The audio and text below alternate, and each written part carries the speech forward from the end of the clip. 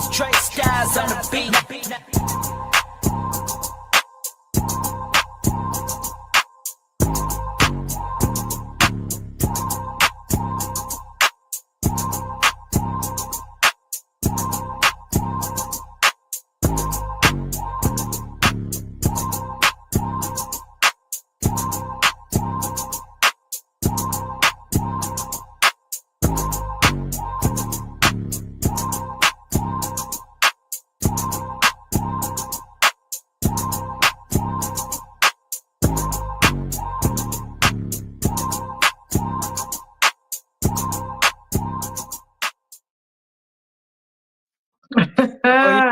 I was about to do the thing and everything. That intro hot.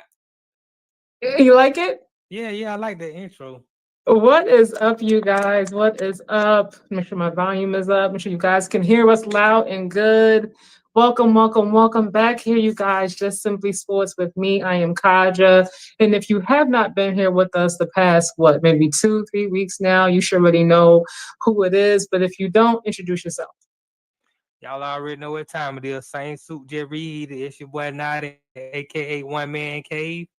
And I'm here with Katja, Just Simply Sports, chopping up this football. Whew, you guys, it's been a very, very interesting season thus far, honestly. What's that? You got food? Cookies? Yeah, I got a vegan pizza. Vegan pizza. Ew. Oh, okay. It's delicious. I'm gonna you. I had a Sicilian slice earlier for lunch. It was very, very tasty, but I'm gonna let you rock out, with your vegan pizza, okay? But you guys, look, we are we through week 5 of the NFL? Going on to week 6? Wow, the time is flying, y'all. Like it's not even a game. So if you did not watch this game, we just saw the Chiefs lose to Trevor Lawrence. Jacksonville, you guys, they are 4-1. They have the same record as my Bills now, which doesn't even make sense to me. But the record is the record. So with that being said, what did you think about this game? What most impressed you? I was mostly impressed by Trevor Lawrence. This was the Trevor Lawrence that I expected to see coming out of Clemson. Okay. Trevor Lawrence that Jacksonville decided to pay a couple years ago. And finally, we saw it all mature into what we saw tonight. He ran the ball well. I mean, he showed a lot of heart. He showed a lot of game. Pass on the sideline down the stretch to Brian Thomas.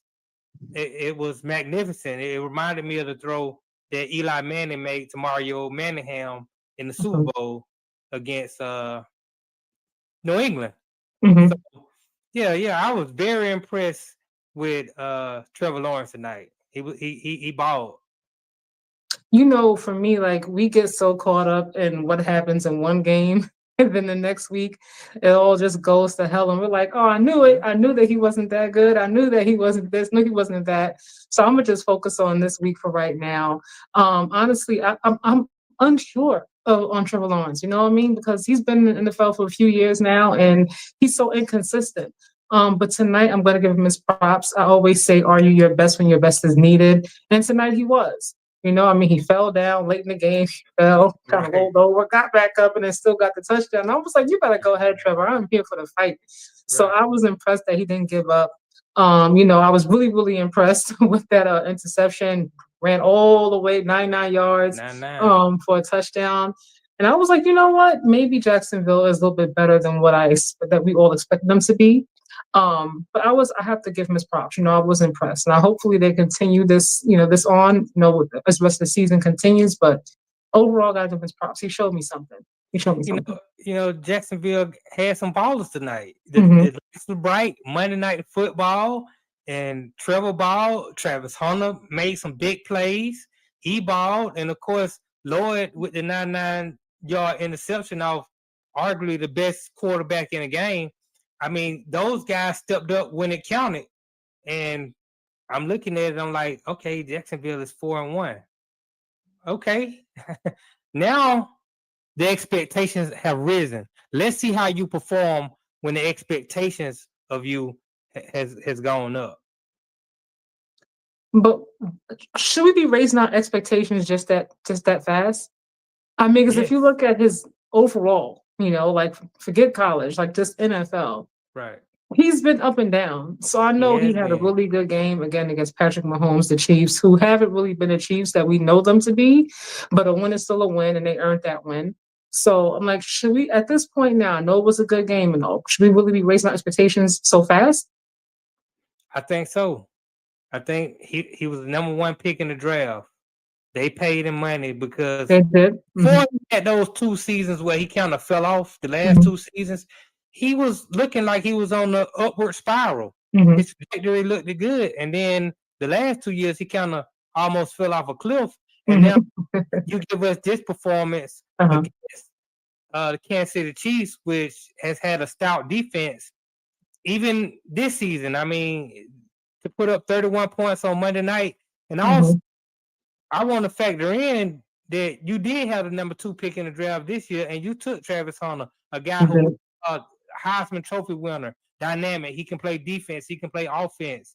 You still got Brian Thomas Jr., who balled last year and showed that he's a true, maybe a top 10 wide receiver in this game. So, yeah, I think at 4-1 after being the Chiefs on Monday night in the fashion that you did, it's okay that the expectations for you go up.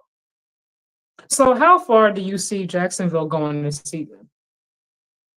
If you had to place a bet right now, like what do you think? What do you think they're gonna, like? How they're gonna finish their season? Well, I would say the expectations is definitely a playoff berth.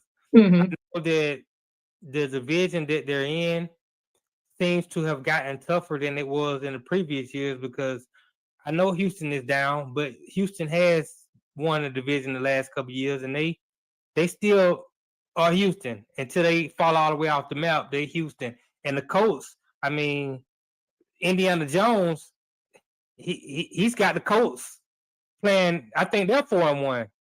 So Yeah, I think they are. You're right. Yeah. outside of Tennessee, everybody in that division has an opportunity to win. It's going to be tough, but I would expect Jacksonville. I mean, they went on the road and beat the 49ers. Then you beat the Chiefs this week. The only game they lost was a game they gave away to the Cincinnati Bengals. They should have won that game. They could easily be 5-0 right now. So I expect Jacksonville to make a playoff run this year. The jury's still out for me. Like I said, I'm gonna give props for this game, but I'm gonna pump the brakes. I'm just gonna pump it real quick. I feel you on that. Yeah, I'm not gonna get too carried away. Now, give me 1 or 2 more games with this kind of win.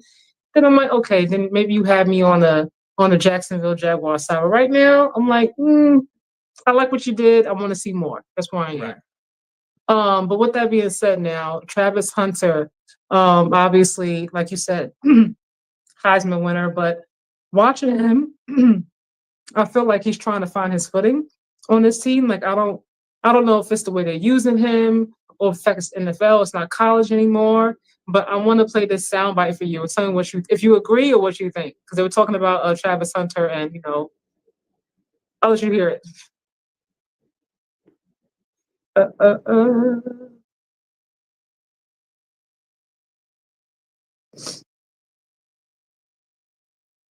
I got 28 guys in the league, man. My eyes work. I know who's good and who's not. Like, the guy's not that good. He's not as good as everybody thought he was. Like, I'm just being honest. He's got great ball skills, good kid, all that. Look at him. Jamar Chase made him look like a little boy. He doesn't belong out there. You either need to put him on wideout and get him off the defense, or you put him on defense and get him on offense. Get him off offense. He's not that good. He's not generational. He's not Deion Sanders. He's not Champ Bailey. He's not Charles Woodson. Stop. I don't know why they always thought that. He played against these 3 transfer wideouts. He didn't have to go against the NFL All-Pro every week. Come on, man. Play Colorado State. Stop. We got to stop. All right. So, very, very harsh, but honest opinion. That was Jason Whitlock.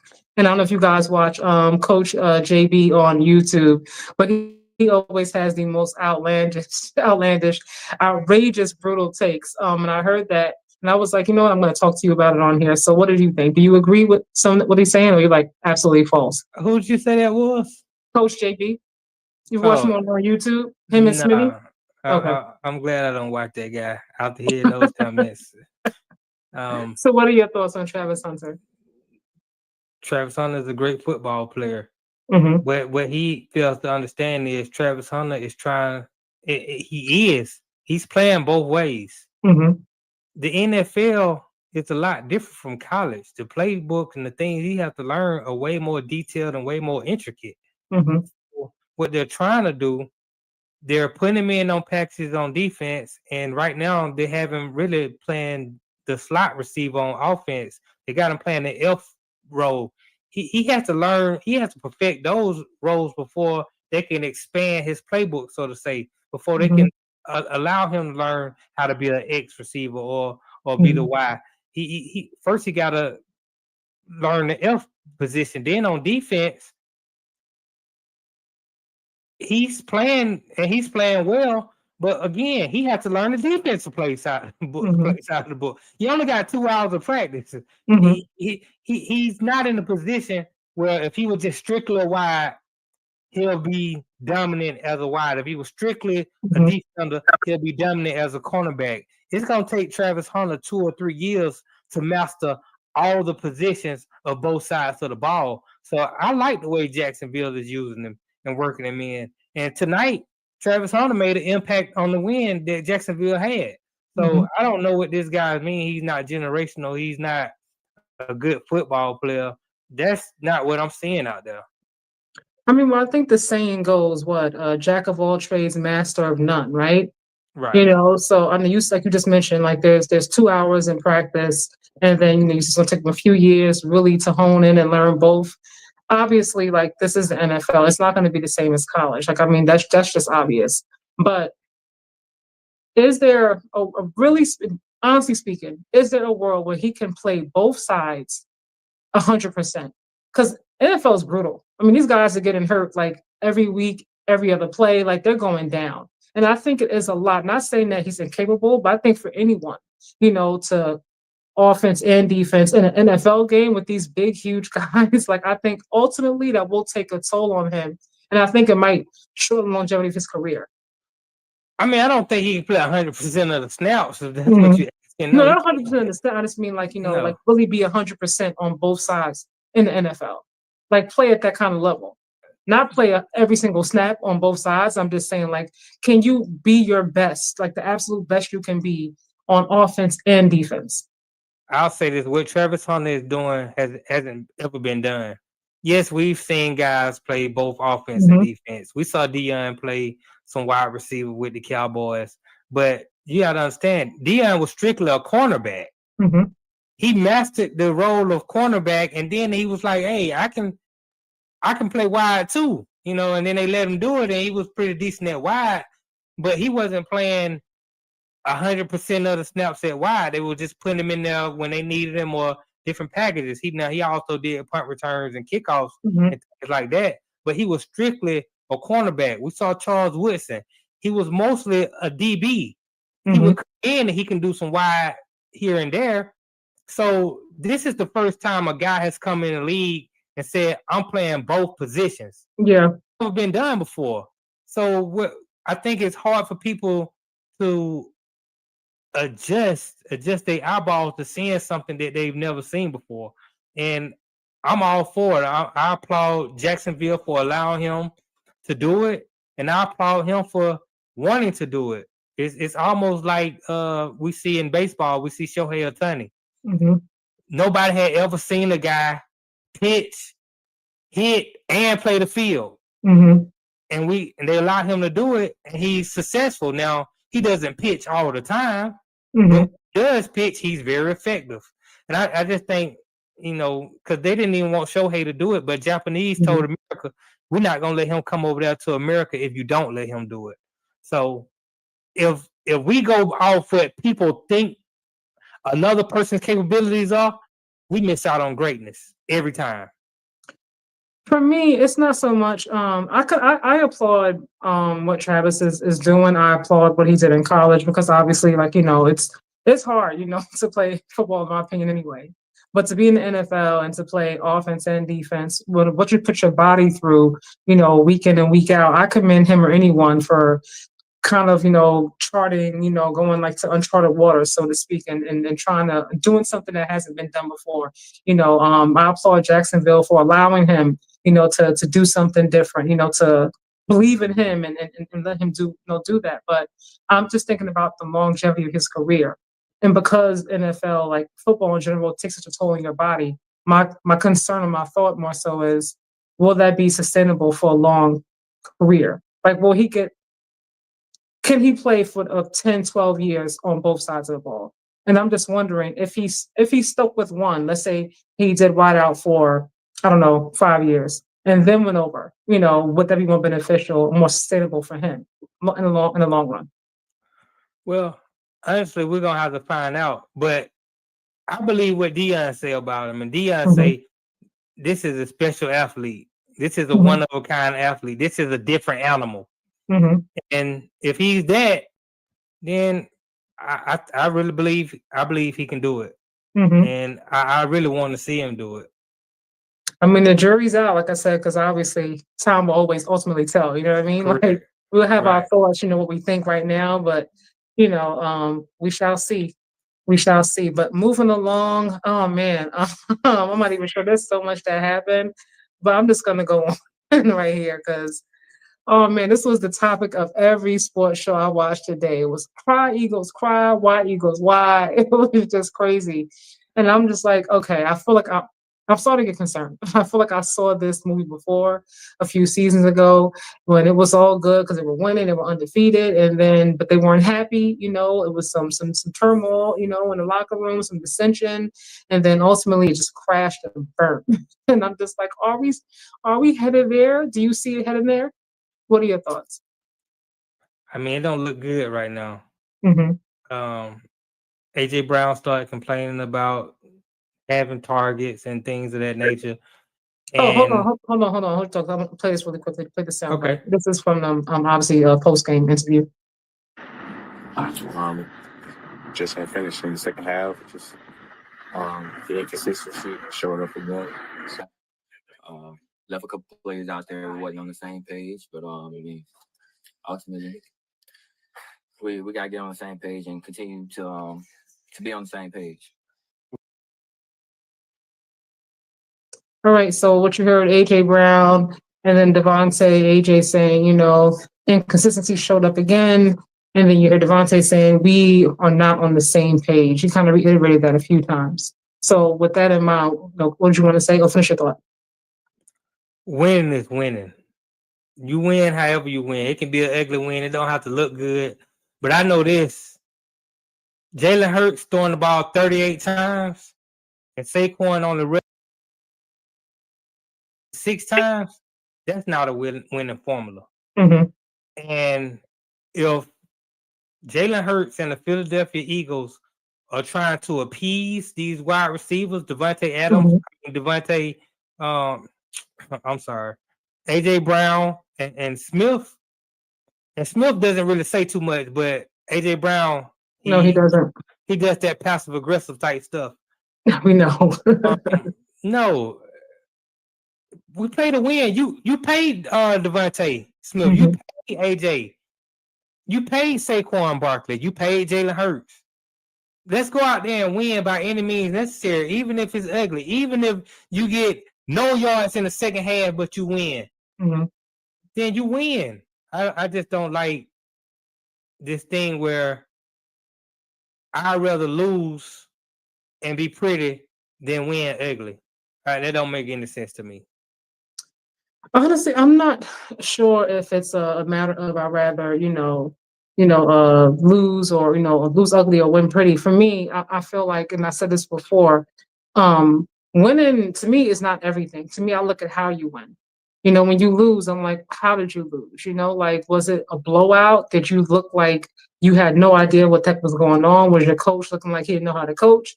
Or did you just lose the game because the team was just better? You know what I mean? Like the quality of how you win, makes a difference to me.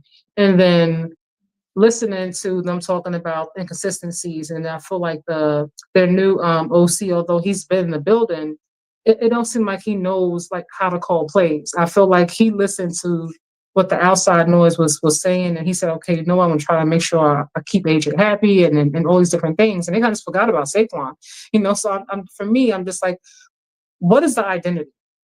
Because last season it was obviously Saquon. You know what I mean? We knew it was going to happen pretty much in every single game. Was get it to Saquon and let him do what he does. But Right. this season I feel like like I said, like they're all over the place. And I do agree with AJ in terms of him saying inconsistency showed up again. It is inconsistent. Like, what are you doing? Yes, you have been winning, and that kind of covers it all up. But if it keeps going like this and you're just trying to do things at random to kind of appease the naysayers and the analysts on television, you're not going to repeat like that. You're not. I mean, but AJ, you have to look in the mirror. Have you been consistent? I mean, they gave you 8 targets yesterday. They were throwing you the ball. Mm-hmm. They can't keep forcing it to you, bro. Mm-hmm. Saquon needs the ball. Everybody should know that Saquon needs to touch the ball more than 6 times. Mm-hmm. Yeah. Hurts is not a gunslinger. 38 times, that's gunslinger mentality. Yeah. That's just not how the Philadelphia Eagles win football games. Mm-hmm. So, yes, there's an issue that Sirianni, and I'm putting this on Sirianni, you're the head coach. You have to be the one that go and galvanize the locker room and bring everybody together and tell them, this is how we're going to win. If the defense want to put 8-9 in the box to stop Saquon, we air it out. If it's only one safety up top, we air it out. If they're going to play you guys, cover 2, and they're going to roll coverage to AJ or they're going to roll coverage to Devontae, guess what we're going to do? We're going to pound Saquon Barkley. They can't stop what we're going to do because you got to also add that Jalen Hurts can run as well. And we got the tush push. So just win, guys. Don't worry about what it looked like. I don't care what the win looked like. I just want to win. But I understand where you're coming from because some things that you can't accept in a win if you can't accept them in a loss. And I get that, but I don't think this is this type of situation. Devontae Smith played great yesterday. He had over 100-yard receptions, had 8 catches. Yeah, he had a good game today. He did. You lost the game. It don't matter what you did. It's only matter about winning. And I want them to get back to what they did the first 4 weeks, where they were horrible every second half, but they were winning football games. And they was coming back from behind winning football games. They just lost to the Denver Broncos. And the Eagles are a better team than the Denver Broncos. I don't care what nobody tell me. Mm-hmm. What's up, Bruce? He said Eagles better be careful and not become like the Seahawks, forcing Russ to throw the ball when they had beast mode. Yeah, I heard a lot about that. Like I said, I stand by this. Yes, they were winning in the first 4 weeks, but that locker room it seems like it's a problem again. I'm not even sure if they ever got over what happened a few seasons ago where they were winning and they kind of just nosed down. I think last season, obviously, because they ended up winning it all, it kind of covered up what was still there, and it feels like it's popped back up again. To me, I don't think everyone went away, obviously. This is why I said this last week, like at some point, they got to have a come to Jesus moment, a conversation, and really like, look, this is what we're going to do. This is what the team is about. This is our identity on offense, and then defense is whatever defense is. But on offense, we're going to run the ball, and like we're going to do what's best for the team. If Saquon is the one that needs to get the ball, it's going to be a Saquon game. AJ, if it's your time, it'll be your game. However, if it's Jalen Hurts, got to just push the whole game, whatever it is, we're going to push the whole damn game. But that's what's going to happen. Right now, I feel like there's too much dissension for me. So even with them winning, if they keep winning with the dissension in the locker room like this, they're not going to repeat. Well, you're not going to keep winning. And the Super Bowl, winning the Super Bowl doesn't cure all those L's that y'all had, then nothing will. I would say this, even when you win in the NFL, it's early in the season. There's always things to fix. No team has played the perfect game. So until we play the perfect game, there's always something that we can work on to get better and fix. And that's what practice is for. So I think the Eagles have some deficiencies that they need to fix. Mm-hmm. But while you're fixing those deficiencies, still play to your strengths because your strengths are good enough to beat 90% of the teams in the NFL. Should they get rid of their new offensive coordinator, like right now, before it gets even worse? No, you can't. No, you don't think so? No, not yet. They 4-1. Just let's fix the things that we need to fix. Get on the same page, and go out and win football. Now, this issue, if we're having the same issue in week 7, week 8, Mm-hmm. then it's time for some heads to roll. I don't feel like he seems like he knows what he's doing. I feel like with what they did this week, I'm like, okay, you were busy watching ESPN when you were on Instagram. You said, oh, you heard the local Philly news stations, and you said, okay, you know what? We're gonna try to make sure AJ gets the ball this game. We're gonna do what everybody says we should do, Right. and just see what happens. Because to me, I'm like, why would you do something like that? Like wow, it's not a winning formula. You know what I mean? Like you were up, and then they started coming back, and obviously they had some great comebacks. You know, with the block kick, and you know, I forgot the guy's name. I don't want to say a chubby guy. I don't want to be rude, but you know, he got the ball and ran it back, you know, for a touchdown in the game, and it was exciting. You know what I mean? Watching it as a fan, you're cheering like, yeah, look at that, go, go, go, right? But it's like, okay, that's not sustainable. Like that's not going to happen every single game. Yeah, I'm just not ready to put it on the offensive coordinator. Mm-hmm. I mean, he's been in. I mean, I know this is his first year as the offensive coordinator, but he's Mm-hmm. been with the organization. He's been the has. passing game coordinator. He's been the associate head coach. So it's not like they're running a new system. But you should know what to do. Like you should know what needs to happen. Yeah, and the first 4 weeks, what was needing to happen was happening, and you win the football game. Now again, you always have things that you have to work on and get better. Mm-hmm. But when you start to allow the players to dictate, and I know it's the locker room, and I know at some level you do have to accommodate the players to keep them happy and things like that. So we did that this game. Okay, it cost you a game. That's gonna happen in the NFL. Sometimes you lose because you're trying to make people happy. Just don't make it a habit. Make sure that you get on the same page with the players be on the same page. And at the end of the day, make sure that the goal is for everybody to want to win. Mm-hmm. I still think the Eagles got the best team in football. I mean, the goal, I think, ultimately is they do want to win, but AJ wants to be involved in a way. I think that's also like, so we can win, but make sure I'm involved in the win more times than not. And it's understood because he's looking at the landscape of the wide receivers. You saw Jamar Chase get paid. You saw CeeDee Lamb get paid. You saw what Justin Jefferson got. Tyreek Hill even got a raise. And he's like, the only way possible for me to go and ask for more money is if I put up big numbers. They're not going to care about we were winning. They're going to say, what does your numbers look like? And that's the unfortunate part about it, because it's like, I'm here, I'm more than capable, but I wasn't getting the ball, you know, and then they'll be like, oh, well, we only pay you this much. So it's like, I understand the frustration because I'm glad we're winning, but I want to be paid, you know what I mean? So if I can't be paid properly because I'm not able to do what I can do, then it's like, how do you balance that out? DJ, what's up, DJ? Do you think this starts a losing streak for the Eagles? I believe they play the Giants on Thursday. Oh, yeah, I don't see them losing that game. I don't. The Giants are the perfect remedy. But when you go I don't. I feel bad for Jackson because I think Jalen Carter is going to be on that ass. So I'm like, honestly speaking, I don't see them starting a losing streak. I mean, they're not going to I don't expect them to only lose one game the whole season.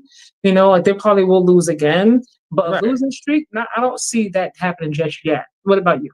Nah. If they lose to the Giants, I'm hitting the panic button. We gotta stop this right here. But I think the Giants are just what they need. Because with the Giants, you can try some things. You can see if this is gonna work. You can see if it don't work. All right, it don't work. We'll do something different. So the Giants are the perfect medicine for when you trying to get off the snide. Poor Giants. Honestly speaking, I know we were like, this is not like we were talking about this, but I don't like what I saw from Jackson Dart. Meaning not that he's not talented or I don't like him. I think he's got a lot of swag. I like him as a person. I think he's the perfect personality to be an NFL QB. I really, really do. And I think his future is bright. I feel like he was throttled out there because Brian's trying to keep his job. And his natural instinct is to run, run, run. When you go against some teams with these better defenses, like you're going to get knocked on your behind. And I'm just like concerned, like before he gets hurt, I'm just like, maybe you might want to put Jameis in there to kind of bridge it a little bit. Don't get him hurt. No, right now, everybody's like laughing at it. Everybody's laughing at it right now. But if he gets hurt, you know what I mean? Like his heads are really going to roll. So I'm just like, you really got to be careful. Like, you know, like his natural instinct is to scramble and run, but that's not going to work every game. You got to figure something else out. You got to play football, though. And that's football. He's a rookie. He's going to take some bumps early. He's going to make mistakes. He has to learn the game. There's no better way to learn the game. I mean, unless you afford the opportunity to sit and watch a veteran do it, there's no better way to learn the game than to go out there. I mean, you look at Peyton Manning the first year, he was 2-14, led the league in picks. He was the whole lot. And then after that, he was one of the greatest quarterbacks to ever play. So, but did he not stay in the pocket? Yeah, he stayed in the pocket and he still took a lot of sacks. He still got hit. I mean, Jackson Dart just has to learn how to play. Yes, Dayball put him in there because Dayball is trying to save his job. But and that's my thing. Are you doing what's best for him? I know everybody want to keep their job, want to keep the lights on, pay your bills. I get it. Nobody wants to be unemployed, especially in this economy. I get it. Inflation is real. But, you know, if he gets hurt, you really going to be up out of there. Yeah, he's going to be.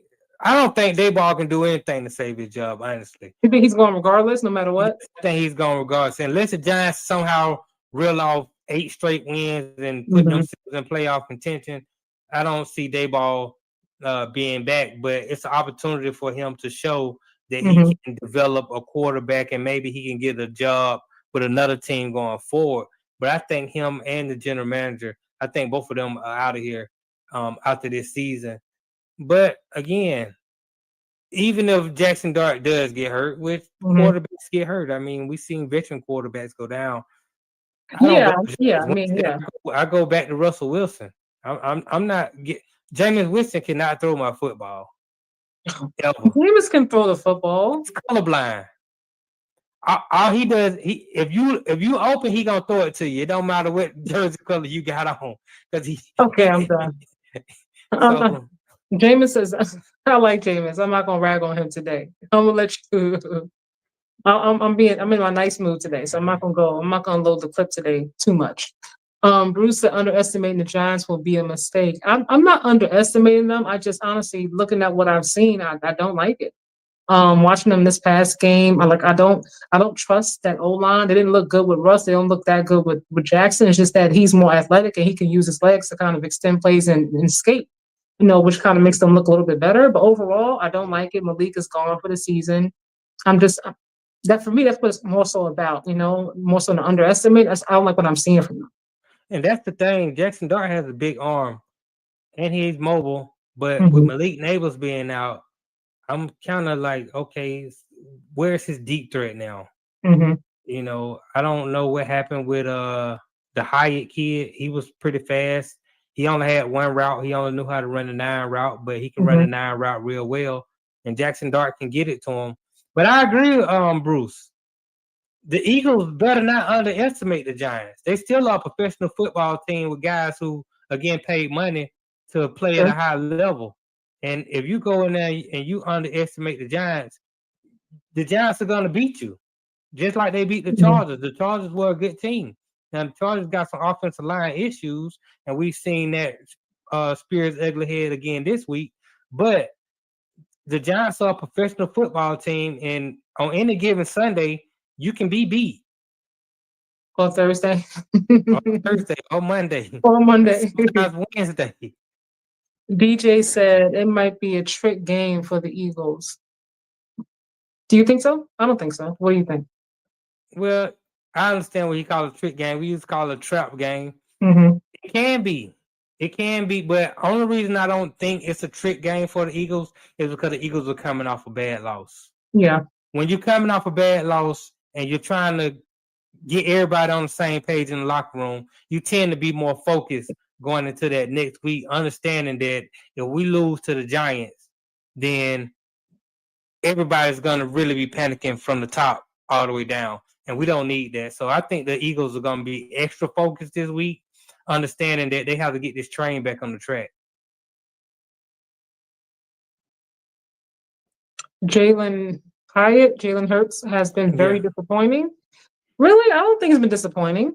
I think he does what he always does. What was his asked of him? Like he does what was asked of him. Like he doesn't do any more, any less. And as long as it results in winning, he don't care. He's like, if I need to throw, I need to run. He means whatever. Jalen Hyatt, the wide receiver with the Giants. Okay, my bad. Who's really fast, but I agree. He has been disappointed. He was supposed to be a lot better than what he is, and I don't see him. I don't know if they got him inactive every week or what he's doing, but he is a deep threat and he can take the top off. And I think Jackson Dart needs somebody who can take the top off the defense so that he can operate in the middle.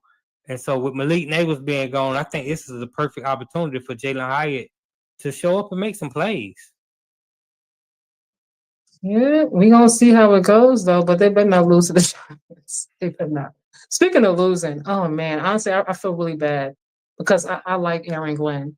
But this Jets team, I mean, they just look pathetic out there and just pitiful. They don't seem like they have any pride. They don't seem like they really care. And just because I know they kind of came on and they finally scored a little bit in that second half, but don't be fooled. Like, that game was been over. It was over.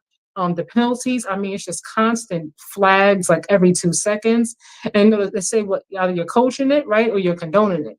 I don't think it's either, like looking at Aaron Glenn and like how he's been in the past. I just don't know. To me, I don't sweat the players don't feel like they care to win. Like they don't feel like they're motivated. I'm just Justin Fields. I'm like, what's going on? I don't know. That first week against the Steelers, it looked really good. I said, okay, this seems going to be competitive. Justin looks better than what I thought. We'll see how this goes. And he got hurt. I understood that. And now that he's back, I'm just like, what is going on? I'm really concerned that Aaron Glenn's going to be fired into the season or before the season's up. And I hate this because I like Aaron Glenn too. But he seems to be in over his head. It's almost like he doesn't know what he's doing with his team.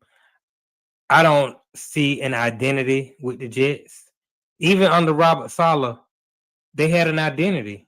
They were going to play good defense, and only thing they were missing was a quarterback and the offense, and they made a mistake by bringing in Aaron Rodgers, and Aaron Rodgers just decimated the whole organization. But the defense was pretty good when Robert Saleh was there. They was one of the top defenses in the game. Now there's no identity with the Jets, and he's cutting guys every week. If you fumble the football, you're getting cut. He's cut multiple guys, and it's still not resulting into wins. You're not putting fear into anybody. The team is undisciplined. The penalties are out of control. The offense looks stagnant. The defense is non-existent.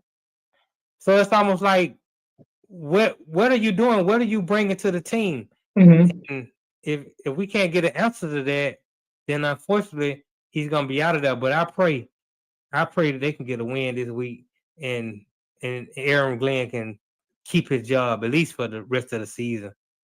Something you just said about him, letting players go. Is it maybe he's trying, to be too, iron fist? This is what it's gonna be, like this, that, very structured military kind of coach. Maybe the players are not just vibing with his method of coaching. Could that be it? Because I'm just like, you get paid. These professional players, like you said, we were talking about, the Giants, and I can't tell because the penalties to me are the most alarming thing. I'm just like, you just got a flag for that 2 seconds ago. Like that happened last game. Like that happened 5 minutes ago. Like, how do you keep making the same mistakes? Are you trying to fix it, or are you doing it on purpose? I really can't tell. Honestly, I think the Jets reached with this hire. And I like Aaron Glenn, but when he was with Detroit as a defensive coordinator, it wasn't like Detroit defense world beaters. They was middle to bottom of the pack. He was Dan Campbell's boy, So Dan Campbell liked him, and they got along. And there were times with Detroit a couple years ago where Detroit defense was so bad that Dan Campbell was facing the decision: do I keep Aaron Glenn or do I let him go? He stuck with him, and I'm glad he did. And with Detroit having the overall team success, we saw that Ben Johnson. Now Ben Johnson is the truth. He got plucked, and I think the Jets reached. They said, "Well, we're going to get something off that team too. We're going to go and get Aaron Glenn the opportunity. He played with the Jets. We're going to bring some sort of nostalgia back to the organization." But I just don't think he was qualified to be a head coach in the first place. And I hate to say that because I always want to see a black coach get an opportunity. To go prove it. So I wanted Aaron Glenn to prove me wrong, but right now he's proving me right. So how do you think he goes about, I don't know, like fixing it? You know, I mean, because he's cutting players. I'm pretty sure like he's talking to them, you know, and they're going over film and they're breaking it down. You know, they're talking about things in practice they need to fix. I don't think he's not trying to fix the issues. I'm just like, there's definitely a disconnect there. Like whatever his message is, it's not being received, you know. And so what do you think, you know, how should he go about fixing it? Or how can he keep his job? I don't, honestly, I just think when you're in over your head as a head coach, some of the time the best thing to do is hire the right coordinators, hire the guys around you. And I just don't think he has the right guys around him. You know, should he just focus on just being the head coach and just bringing somebody else in and just let them focus on defense? Well, he's supposed to be a defensive guy. I know, but it's not looking like that though. That's the thing. So I'm just not like, looking maybe, like that. because you're like, it's your first time. Like, just focus on head coaching and get somebody else. Yeah, See, he hired his buddies to be the coach. Mm-hmm. I'm more concerned with the offense. Now, again, he's the defensive guy. That's just something that you're supposed to do. You can go hire a defensive coordinator, but at the end of the day, when you start losing a game and your defense is giving up points, the man upstairs is gonna come down and tell you, "Well, you call the defense. That's your specialty. That's what I want to do." But on offense, I mean, he brought Tanner Eggstrand over from Detroit with him, and he was the passing game coordinator, the tight ends coach. And he's somebody who's been with Aaron Glenn for a long time. So he brought a familiar face, but not necessarily a qualified guy, because we know that Ben Johnson was the offensive coordinator, and the guy that is running the offense right now for Detroit was the right-hand man to Ben Johnson. So you didn't even get the right-hand man. You got like the third guy. Well, I'm sorry, that's just not gonna cut it. You don't have the personnel to run the same offense that the Detroit Lions were running. Yeah, that's true. You don't have the same type of quarterback that they have. You don't have that same two-headed monster in the running backs behind them. You don't have a Sam Laporta. You don't have Jameson Williams. You don't have Jameis Winston. Jay Jameis. Numero uno, what it is. Right. So you don't have the same personnel. So no, you gotta run a different offense that fits the players that you have. Oh man, I so want him to succeed. Like you said, like black coaches, like the leash is a lot shorter. You know, like you really got to make sure, even if your team is not winning, they look disciplined if nothing else. You know, like they don't even look like they're disciplined. You know, to me that's the biggest thing, the discipline, like just the lack of effort. I mean, I mean, how many touchdowns was it? It was like no one in sight. You know, I was like they're just wide open. I mean, just walking right into the end zone. I'm just like, huh? Like, even I know, like, you got to defend, like, you got to be in the vicinity, you know, like, what are we doing here? And I feel, looking at him on the sideline, I feel really bad. I'm like, man, I feel you, Aaron. I know, just pray about it. He's sitting there like, man, let this man at least get one more season to do something different. Well, but I don't know if he's going to get it. He might not. You know, the leash is short for any coach that's not winning in the NFL.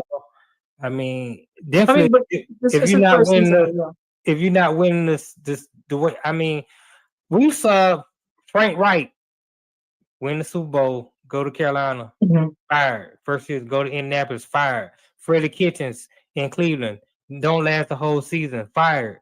Mhm. If you put a poor product out there on the field where it just seems like you have no clue of what you're doing, Mhm. they're gonna get you out of there quick. I just hope he can survive just because he's a black head coach. But if I wasn't looking at that, I was like, man, y'all gotta get this guy out of here, man. He don't know what the hell he doing.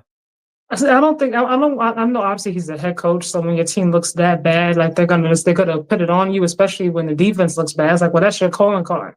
So if anything, the defense should at least good. The offense doesn't, but both sides just look crazy. Right. I just like I will look. I just hope that they at least give him this season and next season, or to see what can happen.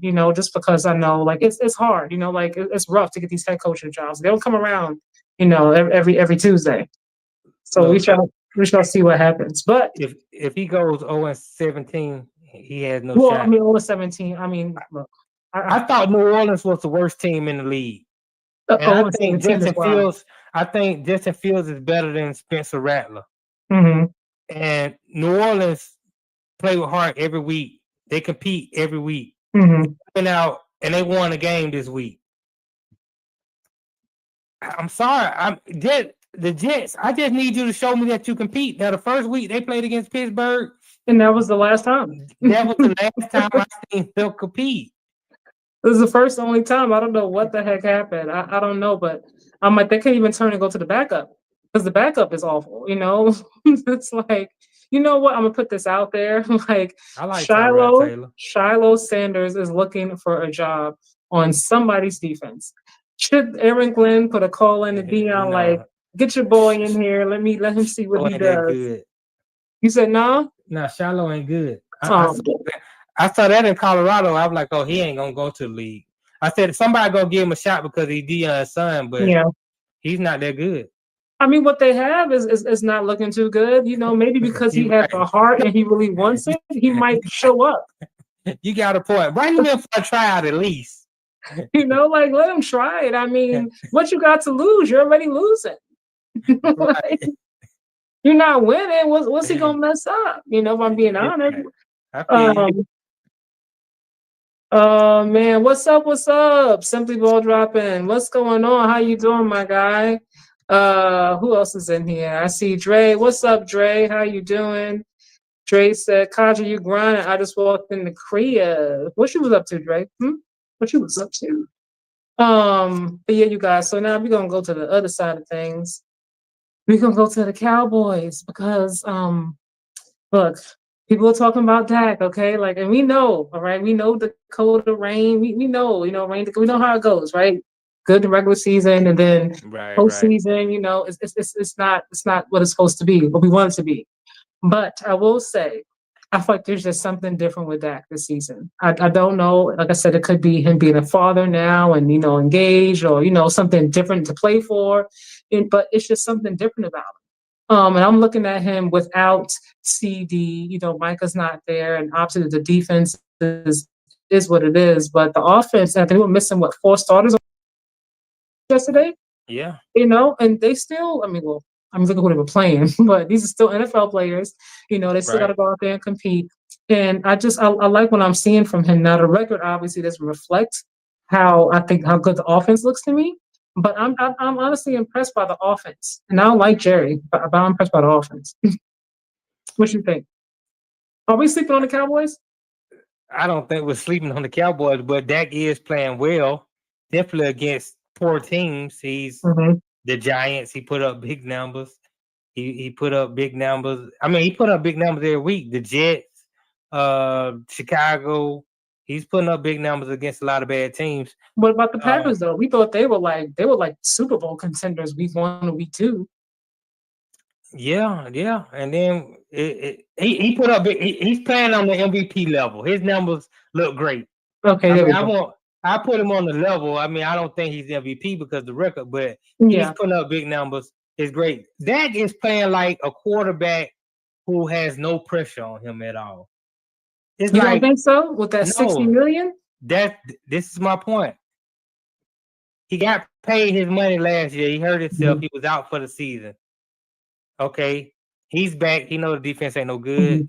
He know my money good. My money guaranteed. I'm gonna get my Mhm. bread. Man, I'm finna just go out here and play football, man. I done whooped Jerry at the table twice.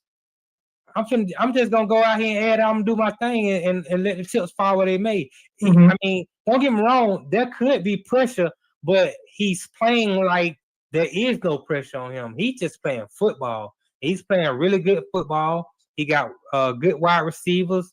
I mean, and then Javonte Williams, he's looking like a new running back. He's running the ball very well. So it's a very balanced offense. I So like George Pickens too. I liked him. yeah, at the George stage. Pickens is balling. He seems like he has a whole new attitude adjustment. Yeah, he want to get paid. He better. Right. So He and better. He better toughen up. You better shape up. and Dak is throwing him the ball. And Mhm. George Pickens has always been a talented receiver. Yeah, Everybody knows he's just that good. attitude, It's just temperamental. been the Yeah. attitude. But I think his attitude is very well now that CeeDee Lamb is out. And he's the number Yeah, one because he gets to option. be the And the he's getting the focus. Yeah. target. Let's see how this plays out when CeeDee Lambs come back and starts getting 12, 13 targets a game, and Mhm. George Pickens goes back to getting 3 or 4. Mhm. Then we'll see if his attitude remains the same. But as of right now, Dak is balling. What can I say? But I don't think anybody is sleeping on the Cowboys because their defense is trash. I mean, I keep hearing, name me a quarterback that's playing better than Dak in the NFL right now. Like I've heard that for like the past 4 weeks in a row. Like, name me a QB that's playing better than Dak. And also, nobody was really people were really questioning Jerry getting rid of Mike McCarthy and hiring Shoddy, right? And so far, he seems to be doing an okay job. As the head coach. I mean, obviously, we'll have to see as the season goes on. But so far, I'm not mad at how he's been coaching. I'm like, maybe I was like, who is this guy? Like, where'd you get him from, Jerry? What the hell are you doing?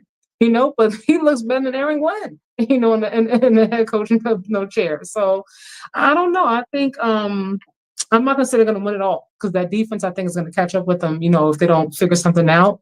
But I think, if I think the Cowboys can get further this season than we expect them to in the postseason, should I say.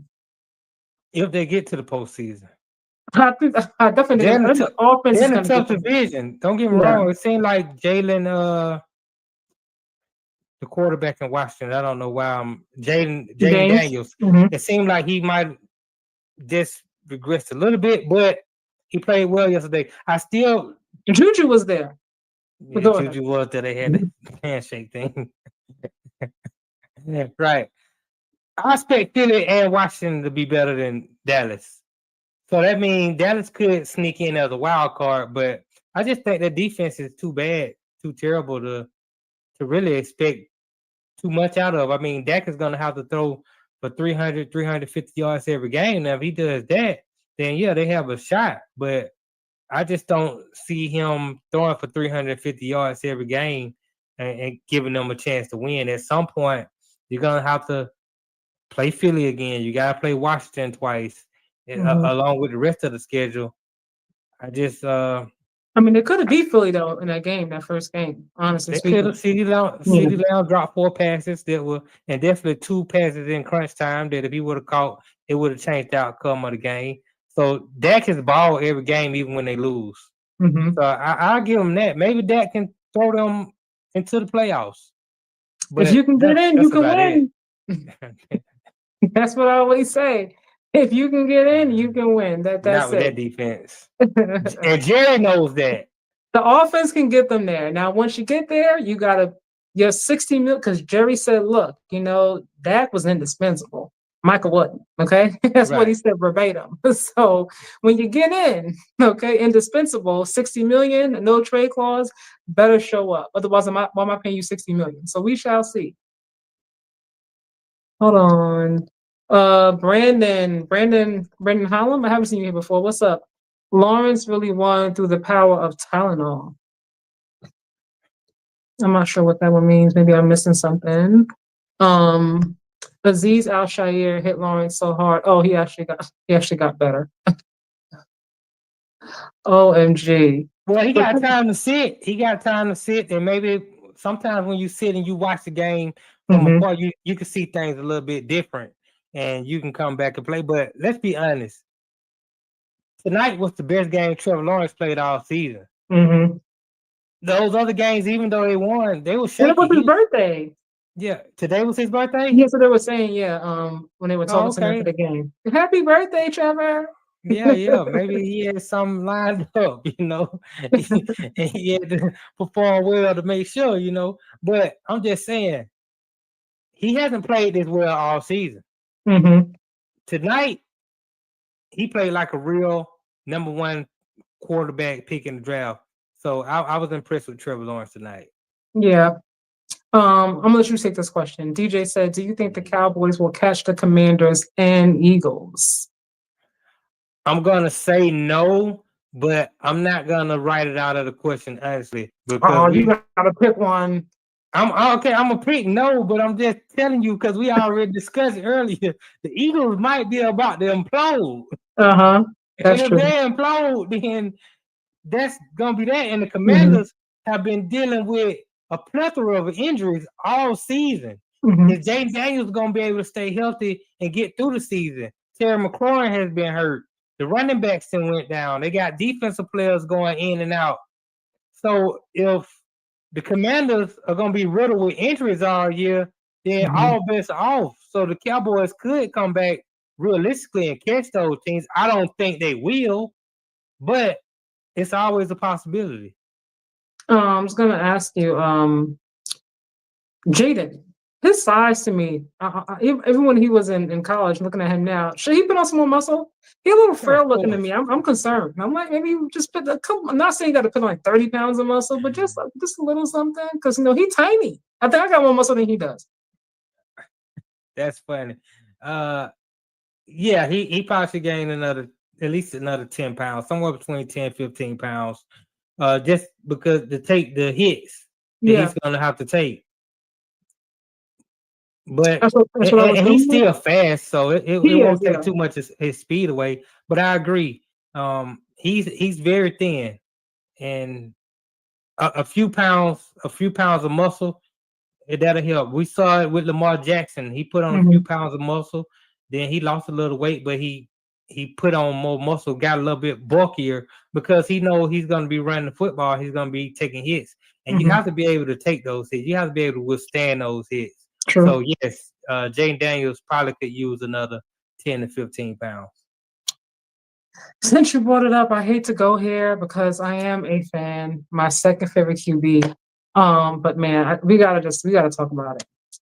The Ravens season, honestly, I think is over. I don't know when Lamar is coming back. Like the hamstring can be tricky, but if he's not coming back like soon, like next game soon, I don't know. I really don't because I'm like I don't like what I'm seeing. I don't. Defense I was questionable for me anyway. But with him out now, and then they've been like just the injuries are crazy. They're like the Right. Cowboys a little bit, in terms of the offense. I mean, like you're missing like all your best players, like your star players, along with your star quarterback. So I'm like, realistically, how can you still expect to compete at a high level without your QB who always gives you a chance, but he's not there? And Cooper, no. You have legitimate concerns, but I'm saying hold your horses. Okay. For how many more weeks? Lamar has only missed one game. I expect him to miss at the most 2 more games, but maybe he'll just miss 1 more game. And then they have the bye, I think, right after that. Yes, the defense is awful. The defense is awful when they're healthy, let Oh alone God, not when they're when healthy. you're missing Kyle Hamilton and you're Mhm. missing Marlon Humphreys Mhm. out the back end. You CJ Stroud look like the next coming of Warren Moon. I was like, wait, 44 to what? Right, the best game he's played all season. But you see why? Yeah. I'm gonna tell you why I'm not out on the Baltimore Ravens this season just yet. Okay. They do have Lamar Jackson. I expect him to come back soon and play good football. What will the record be when he But gets back? Though right now, what they're 1-4. they're If 1-4. they They lose could this be week, 1-5. they could be 1-5. It's still early because you're in a division with the Cincinnati Bengals. True. You see what Jake Browning looks like. The Cleveland Browns, We told them to call Shador like last week. They ain't listen. But continue. Who you told to call Shador? The The Ravens? Bengals, yeah, I said call Shador. Oh, the Call Bengals? 12. Yeah, Mhm. yeah. All right, yeah, sure. Okay. And but you got the Bengals, you Uh-huh. got the Cleveland Browns, who Mhm. we see where they at right now. They're trying to figure Mhm. some things out. Mhm. And you got the Pittsburgh Steelers, which I like the Pittsburgh Steelers, but I don't trust them. I'm not trusting Aaron Rodgers right now. No. I trust the Pittsburgh Steelers coaching staff and the defense, Mhm. but I'm not trusting Aaron Rodgers. So I just think Baltimore has an opportunity to catch up in that division. I don't think no team in that division is I get what you're dominant saying. enough to keep them out of playoff contention. Or some week in week 15, 16, where there's a big game to see who's gonna win Mhm. a division. So I still think Baltimore has a great chance because I still think they got the best quarterback in the division, and they still have the best offense, the most consistent offense in the division once Lamar is back. Yeah, I mean, look, I guess when I look at what your record is, I'm thinking about the injury that you have. The same thing like with the Bengals, like I don't know how long Lamar's going to be back. In a perfect world, let's say he misses this game, they didn't have the bye, so that'll be about 3 weeks off, and then hopefully, he can come back. But is he going to be back at 100%? That's the first thing to me. Or at least close enough, to it. And then I'm also I think about him, I think about Joe Burrow as well. Like by the time they come back, what is the record going to be and what are the chances of them, getting to the playoffs? Because for me, I'm like, so I want to put my star players out there if we don't have a chance and mess around and make it even worse and they're out next season or half of next season on top of what they missed this season. That to me is a concern. I mean, we'll have to see what happens next week. I don't expect them to win again, obviously. But when he comes back, if you're still missing a lot of your star players as well, you're part of your team, like the core part of your team. I don't know about just throwing him out there. I'll say this: he has a hamstring issue, which Mm-hmm. could affect him running the football. And that's his thing. That's Well, his part of his thing. thing, But he's the MVP of the league multiple times. You still got Derrick Henry in the backfield, and right now, Joshua Tyrell Allen is. I'm just gonna put that out there. Continue. I'm just saying Lamar still has won MVP multiple times. He has, yes. And you have Derrick Henry back there. You can hand the ball off to. Mm-hmm. You can still run the football. It's time for Lamar Jackson, if he wants to play. Mm-hmm. And even at 80% Lamar Jackson is better than 100% Cooper Rush. Let me see what you can do as a pocket passer. Mm-hmm. Work strictly in the pocket. Mm-hmm. Run some if you need, but I don't want you to rely on your legs because at some point, I believe in order for Baltimore to reach the promised land and win the Super Bowl, Lamar Jackson is going to have to learn how to manage football games. You can't always go out there and be the game changer. Sometimes you just have to put the ball in your playmaker's hand and allow them to win games for you. And that's one thing he hasn't shown me yet, his ability to manage football games. But that's what he's going to have to do if he wants to come back and play well this season because, that hammy is tricky. Mm-hmm. It can go at any time. And once you hurt your hammy during the season, it really doesn't get better until the off season where you can allow it to rest and heal. So I just think now we're going to have to see a different dynamic of Lamar Jackson. And it's one that I'm looking forward to see because I believe he can do it. But the knock on him right now is, and definitely when it comes to the playoff time, if we can make him throw it to beat us, and he hasn't been able to do that. I don't feel like he trusts himself. I feel like especially in those big moments in those big games in the playoffs, I feel like he doesn't do what I think that comes natural for him. Like was it maybe like 2 seasons ago when they were playing the Chiefs. I'm just like, why did you stop running the ball? Like it was effective for you. That's what got you here, and then you just stopped and then started to try to be Patrick Mahomes and just throw the ball. And it's not working. And nobody switched it. I was like yelling at my TV, like, run the freaking Lamar, run! Like there's space, run! Like, why are you standing there? I was so livid. I'm having flashbacks. Forgive me, you guys. But and he said even his mom was like, why you didn't run? You know, like what the heck is going on? But I'm just like I think a lot of times because he's Lamar and we have such high expectations of him, whether he admits it or he doesn't. I feel like he obviously hears it. Maybe his mom says it, family and things of that nature. It's like even in those big moments, if he says, you know what, I'm just gonna woosah and I'm gonna manage the game. I'm not gonna try to put my Superman cape on. And he, gives that ball to Derek or Flowers, and it doesn't work out. It's gonna go back to Lamar. See, we knew that Lamar, it's time to have a real conversation. Is Lamar ever going to win the Super Bowl? Like, can he ever, win in big moments? Like all these different things. So I feel like for him, he's kind of like, I want to prove people wrong. Like in a sense, he may not say it, but I feel like a part of him in those big moments, I feel like it's in the back of his head, like I can win these big games and end up losing. It has to be in the back of his head. See, when you run the football as much as Lamar Jackson does and take the amount of hits that he takes, it's going to put a toll on your body. This isn't the first time we've seen Lamar miss games with injuries. He's been banged up a good portion of his career because of his style of play. But when you win the MVP 2 times, yes, the expectation is now Super Bowl. The media is going to be questioning, can you win a Super Bowl? Does he have to win a Super Bowl? And the answer is yes, because any quarterback that has ever won an MVP has been faced with those questions, let alone multiple time MVPs. So the criticism is legit. And I hope, and I don't think that the pressure is too much for him. I just think at some point it's going to come down to him pretty much not turning the ball over in the big games. Those 2 turnovers he had last year against Buffalo in the playoffs, those 2 turnovers cost him the game. And if he can eliminate the turnovers in those games because he's trying to be Superman, then I think the Baltimore Ravens have a good opportunity. Now they're gonna have to fix that defense. That defense is awful.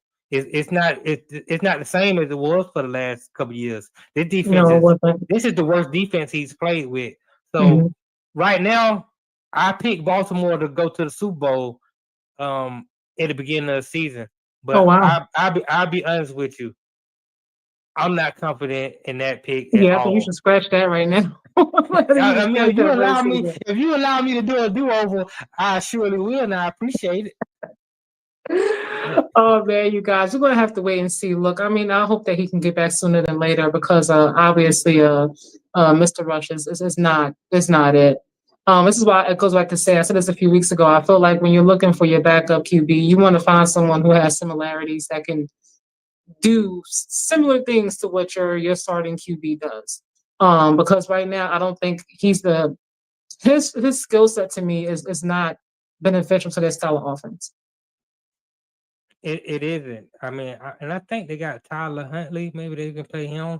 Man, it would have been great if Shador would have just said yes. I'll come to Baltimore instead of saying no, I don't want to go there because he would be playing right now. That's true. He will be playing. I mean, look, all right, we're not gonna rag on Shador. I'm just saying. I mean, hindsight is 20/20. You never know. But I think his thing, and I understand why he did it. Yeah, you saw Cool Rush play. Yeah, we're gonna start Shador this week, and we're gonna see how this thing work out. But I mean, he didn't want to be a career backup, and I get why he wanted to go to compete because there's no competition between you and Lamar. But it don't matter how great you are in preseason, like you're not gonna beat him at that job.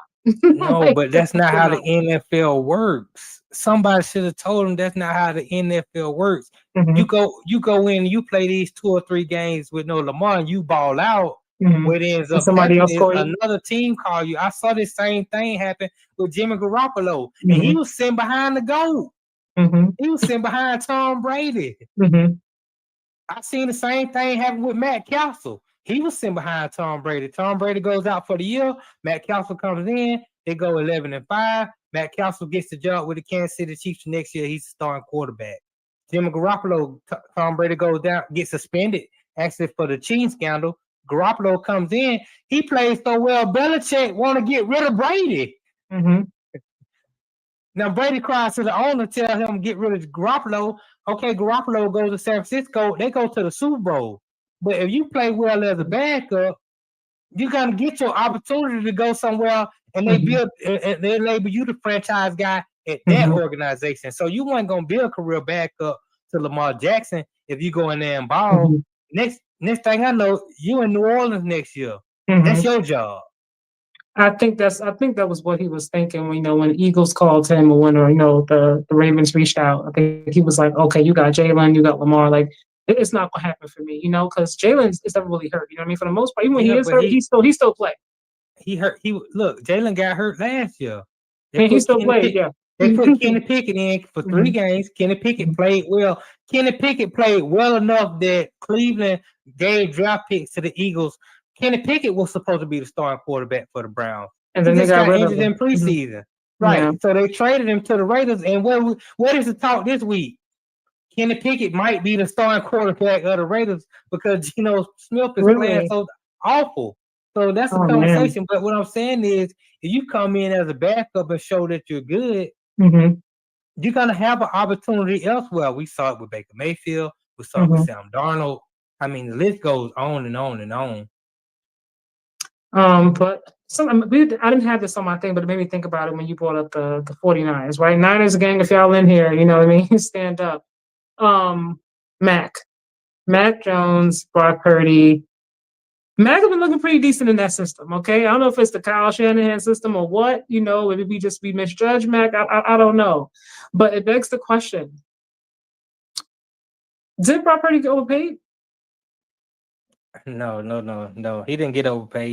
He earned every dollar that he got. He didn't even get paid with some of the top quarterbacks getting paid, but he got paid a fair salary for a starting quarterback in this league. Now, the system that Shanahan runs, it's a great system. If there's anybody in the league that deserves to be called the quarterback whisperer, it's Kyle Shanahan. Because we saw Mac Jones in New England. Hell, we saw him just last year in Jacksonville when Trevor Lawrence got hurt and Mac Jones had to come. He was awful. He was the worst quarterback in the league. Next to Indiana Jones in New York. Indiana Jones was pretty bad. Yeah, but you see what happens when you put these quarterbacks in the ideal situation, in a better situation. That's how I know, okay, damn, Brian Daboll, you got to go. Because I'm seeing Daniel Jones do what he's doing in Indianapolis. He looks like a whole nother quarterback. Yeah. Jacksonville got rid of their coach. And Trevor Lawrence had the best game I've seen him play tonight on Monday Night Football. And Mac Jones is 3-0 with the 49ers. He's balling. He's doing what a backup quarterback is supposed to do. Now, guess what's going to happen? Brock Purdy's going to come back. He's going to get a job. He's going to play well. Guess what's going to happen with Mac Jones? He's going to go to Cincinnati? No, he's not going to Cincinnati. Somebody next year is going to call San Francisco and see, can we get Mac Jones to come in and compete for our starting job? That's how it goes. That's the NFL. Oh man, I've been putting this topic off because I was like, I don't want to go to this topic. I'm a little bit concerned. I was like, I don't want to go here, but we got to talk about it. All right, now we were messaging during this game up at the crack of dawn while watching football. Did the Browns find their starting QB in Dillion? He did what they asked him to do. Like they simplified the game for him. He took care of the ball. He was poised. He didn't like he was phased by the moment. And that Minnesota, that defense, it's especially for your first time, kind of just thrust in there, playing, not in Cleveland and going overseas and things like that. It could have been, like, well, this is too much. But I think he did a very good job. Got to be fair. I think he did a good job of, of managing the game. And with that being said, I'm like, if he keeps looking like this, doing what they're asking to do, I'm not sure if Shador is going to get the chance this season. That I'm really hoping that he gets, but I'm like, I don't know. What you think? He's gonna have to win some football games. You can do all that they ask you to do. At the end of the day, if you're not winning football games, then we got to see what Shador looks like. I'll say Brian Flores is 11-1 against rookie quarterbacks. Mm-hmm. So yeah, it could have been disastrous for Dillion Gabriel, and he did show poise. He did play a really good game. He didn't turn the ball over. I think he took only 1 sack. He looked a lot better than Joe Flacco, and he gave Cleveland the opportunity to win the football game. Yeah. If Cleveland didn't have 1,000 penalties, then they would have won the football game, I think. Yeah. It's just those penalties killed them. Definitely. The defense is still good in Cleveland. They're not going to play Minnesota every week. If Who Dillion they play next Gabriel, week? Do you know? I forgot. I'm not sure off the top of my head, but I'll look that up. But I think if they can win 3 out of their next 4 games and Dillion Gabriel looks decent, now he's gonna turn the ball over at some point. He's still a rookie. He's gonna make mistakes. Yeah. But if they can win football games and he can pretty much keep them in the game, I think they might have found something. I think it's too early. I think it's too early to say this is our guy, because it's not like he went in there and he just lit the Vikings up. Mm-hmm. True. They have a very tough game next week. You got to go into Pittsburgh. Okay, that's what it is. Okay. Mike Tomlin is going to dial it up. Now, again, Cleveland defense is very good, and you're going against a 41-year-old Aaron Rodgers, who honestly, and I like the Steelers. That's the team I support. But Aaron Rodgers hasn't really. I mean, he just looks old to me. Mm-hmm. You can go in there and play good defense against that team, and if Dillion Gabriel can play the same way he played against the Vikings, they're gonna beat the Pittsburgh Steelers. Minus the penalties. Minus the penalties. That'll be a big win. And that Jenkins kid, he's running the hell out the football. Mm-hmm. So I think it's too early to determine whether or not the Browns have found their quarterback. Mm-hmm. But I think in the next 3 to 4 weeks, we're gonna have that answer. And it's gonna be solid. Like it's not gonna be any like indecisiveness about it. We're gonna say, yeah, he's the guy, or we're gonna say, it's time to see what Shador got, because I'm not sure about this guy. I mean, I would hope that, because you had him there. I mean, you could have, kept Kenny Pickett, but you kept Shador. So I would hope at some point you would give a chance, even if it's like the last 2 weeks of the season, depending on what. I don't expect them to get to the playoffs, honestly, I don't. And if they don't get to the playoffs, I would hope, like you would give Shador at least, 2 games, like to see what he can do. Because like I said, overall, I don't think that Dillion is a better QB than Shador. I mean, I've said that for a while now, but we'll always, if he's a good chance to come into the game, like we'll always have that last impression of what we saw from him in the preseason. Right. But that'll be like the last time we saw him in the Browns uniform anyway. So I do hope, since you kept him the whole season, you know what I mean? If you're going to keep him, at least give him a shot at it, and see what he can do. Maybe he can light it up, and then maybe he won't, but at least you'll know, okay, like Dillion is the guy, Shador, move on, but right. I don't know. But I have to be fair, which kills me. It's okay to be fair. It's okay to be objective. I like it. I like the objective culture. I mean, I always try to be objective, even if I don't agree, Right. but he, like I said, they made it very, very simple for him. They made it, the thing is, I wonder if in a sense, like they made it too simple, because I feel like they were like, just don't lose us the game. Don't cost us the game. Right. And like, play it safe, very conservative, game plan. And I get it was his first time, so no one's doing nothing crazy. His first time out the gate, especially as a rookie against that Minnesota Vikings, defense. But, I'm like, let him off the leash a little bit the next game, not all the leash, but just a little bit, so we can see what more he's capable of, even for you as the coach in the franchise, like how much more he can handle, And that's what I expect. I mean, the first game, I expect them to really simplify it for him. Mm-hmm. Make it easy for him. Don't turn the ball over. Don't put us in harm's way. Our defense is good. Now, as we go forward, a little bit more on this plate here. A little bit more on his plate there. Now, let me tell you, the defense is good enough, and you got some veterans on that team. They want to make the playoffs this year. They want to win now. Yeah.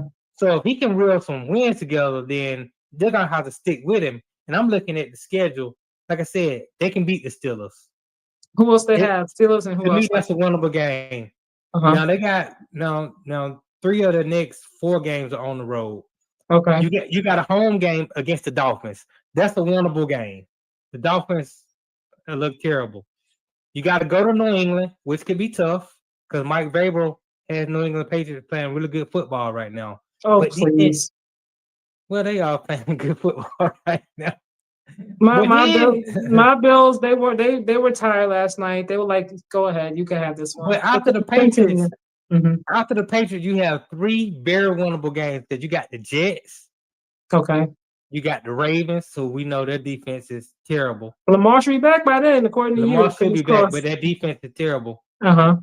And you got the Raiders, who, I mean, Gino throwing 3 picks a game. Kenny Pickett might be the starting quarterback by the time you get to the Raiders. So and he might look like Indiana Jones out there. Who knows? Honestly, in these next 5 games, I feel like Cleveland can at least win 3, maybe 4 of these games. And if that's the case, they're going to be in the hunt for a playoff spot, and then you're going to have to stick with Dillion Gabriel. I mean, well, yeah. I mean, if you get into the playoffs, you don't want to make any sudden changes like that. But yeah, I mean, for me, I'm going to ask you, why do you think once they decided, okay, like Joe is not going to be the guy, we've seen enough of him the past, 4 weeks. We're going to go with Dillion. Why do you think Shador didn't move up to back up? Because that's not how it works. Joe Flacco ideally is a backup quarterback. That's what he's shown to be good at over the past 2 or 3 years. I don't even think they wanted him to be the starter this year. I really think they wanted Kenny Pickett to be the starter and Flacco would be the backup. It just didn't work out that way. Okay. And one of the reasons it didn't work out that way is because they did want to keep Shador. They could have let Shador go and kept Kenny Pickett on the roster, and when Flacco they could have put Pickett in. But they wanted to keep Shador. They wanted to see, because they're still looking for the quarterback of the future. Yeah. And they didn't just want to get rid of Shador and find out he's everything that he believes he is. So I applaud them for that. We believe he is. Yeah. I'm saying, but definitely him. I think when they pulled Flacco still knows the playbook. He's still a veteran. So if Dillion Gabriel was to get hurt in that game this past week, you want to come in with somebody who's already had reps. You don't want to throw Shador in that situation, because that'll be a bad situation. It'll be unfair, because if you throw him in that situation and he plays bad, everybody's going to be like, all the people that's already going against him are going to say, see, we told you he couldn't play. And that wouldn't have been fair on him. So I think you keep him at the 3rd right now. And now once you figure out what's going on with Dillion, you give Shador a week to prepare. You give him a week with the first team. You keep Flacco at the 2. Flacco's never going to get bumped up unless the quarterback gets hurt in the game. But if you decide to pull Dillion Gabriel, then the next week, we're going to prepare Shador to be number 1. And Dillion is going to go to number 3. And Flacco is going to be the backup. In the perfect world, obviously, I hope that Shador gets a chance to show, what he can do. Even if they decide to stick with Dillion, ultimately, for the next few years, at least if Shador gets a chance to play, then perhaps maybe he will have earned himself, a spot on a different roster, for as a QB for next season. But this is a bad look, obviously, because coming off of Deshaun Watson, what's been going on the past few years, you had the Myles Garretts who just got paid, and he was unhappy with the losing. He's getting older. He's trying to compete. He's trying to win. I get it. He's not the only one, obviously. But you started out with Joe Flacco, and you knew he wasn't the guy, because otherwise you would have kept him from before. So now you bench him, and then you put Dillion in, and then if Dillon's not working out, then you're going to go to Shador. I feel like it's going to be a bad look for Kevin Stefanski, obviously, because you brought Dillion in. So I feel like he's going to do everything humanly possible to make sure that Dillion looks like what he wants him to look like, or that he is the guy. And for that, I don't know if Shador will get the chance, and I hope that he deserves. Well, I think that if Gabriel plays well, then it's not good for Shador. And I'm really concerned about Shador because I think the only opportunity he's going to have to play is if Dillion Gabriel doesn't play well. Mm-hmm. My problem is, and I put part of the blame is on the media. The media keeps putting the microphone in the face of a third string quarterback. Mm-hmm. And he's not necessarily handling it well. And with his popularity, no team wants this backup quarterback or the third string quarterback to be a distraction to the team. Mm-hmm. I'm afraid that other teams are weary about having Shador being a part of their roster, especially if they haven't seen him play on the level in real live games. Yes, To where I'm they saying, say, like, yeah. That's why I hope that he's the chance to at least play. right, let's just bring him in. So I'm really concerned that man, I just wish him the best. It looks like a long shot right now, and it's not all the media fault. Some of it is on Shador, because I just think he just got a lot of bad advice coming from Colorado. I don't know who gave him this bad advice. I don't know if it was his father. I don't know if it's people who was hanging around him. He just got a lot of bad advice, and he's taking a lot of missteps, and it's turning into a clown show. The only third string quarterbacks that the NFL ever, they look at Jameis Winston doing clownish things. Like when you go in there and you do that's clownish. Okay. It's funny, but it's clownish. You're a quarterback in the NFL. You have to be more professional than that. And I know that you were baited into it by the media, but as a quarterback, you can't be paying attention to what the media is talking about. You got to be stay focused and get focused on being a quarterback. His in the mom also league. called Rex out, so I think he he definitely heard it. Rex is doing what Rex always does. He's pretty loud, and he's a good coach. Now, don't get me wrong, but he's in the media. He's loud. He's very what loud. He always does. So I just think, man, I just really hope he gets the opportunity, even if it's not in Cleveland, it's somewhere. Somebody just need to take a chance on the guy because I really do believe that he's a starting caliber quarterback in the NFL. So I didn't like, we spoke about this about Rex last week, and just thinking more about it, just into some deeper thought. When you say, sit, get in, get your butt in there, study, sit in the front. If I knows, the whole league knows. Like, what does the whole league know? You're saying Shador is not studying. You're saying that when he's sitting in the back with a hoodie on and headphones, like what are you implying there? And then a few days later, Kevin came out and said, "Oh, he's always very, very monotone. Like when he doesn't seem like he likes Shador. Like I don't know. This is the vibe I get from him. Honestly, that could just be him, but it doesn't seem like he cares for him. But he was like, Shador is doing everything that we've asked him to do. And I honestly wish that he would have said that sooner because Rex, you put that out there, and knowing what the narrative is about him to a certain degree, people don't really they think he takes it seriously. Part of the narrative is that he's full of himself and things of that nature. So when you put it out there, if I know the whole league knows, what is it that the league knows that you know? Because that to me it could be damaging. Like I wish that if nothing else, like the Browns would have came out and said like Shador is doing what we asked him to do when that kind of comment was made, as opposed to sitting there on mute. And that's the issue. I don't like that Rex Ryan said what he said because Rex Ryan didn't put a source behind that. If somebody in Cleveland told you that this is what was going on, cite your source, or at least say sources have told me that Shador is not doing X, Y, and Z. Yeah, cite your source. But again, this is what I don't like, and why I'm worried for him because now Stefanski has to go and answer questions about a third string quarterback. No head coach got time to be answering questions about a third string quarterback. I got other things that we're trying to work on so we can start winning football games. So that's a problem. Another thing I really don't like is the media is all over the place with Shador right now. Yeah. I mean, of course, he's a hot topic. He gets clicks. People want to know what's going on. But I just wish they would finally come up with a narrative that we can all go along with. Like, okay, Stefanski don't like him. They're sabotaging Shador. The owner don't like him. Okay, Who picked Shador? Because some media sources say, well, he wouldn't have got drafted, but Jimmy Haslam Didn't wanted they say it Shador. was Andrew? Okay, see, that's what I'm saying. So then Jimmy Haslam comes out. He said Shador wasn't my pick. This was Andrew Berry pick. Yeah. Okay, we're gonna go with that narrative. That means Andrew Berry wanted him. If that's his pick.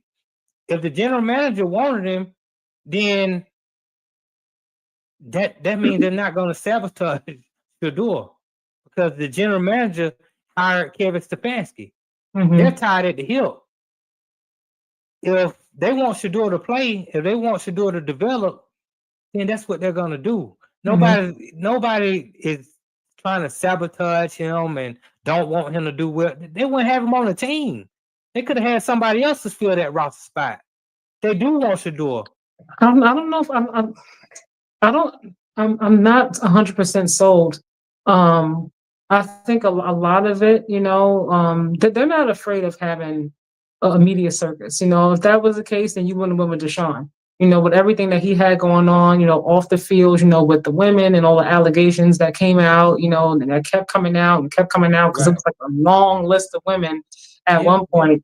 And you still brought him in there. You were okay with it, even when he got hurt, you brought him back, so obviously you paid him 230 million guarantees. So you weren't gonna get rid of him right away. I get that, but my point is, you don't mind the media circus, so you're not want to shy away and just, I guess, I kind of want to just focus on football based on the choices that you've made. It doesn't seem like that to me.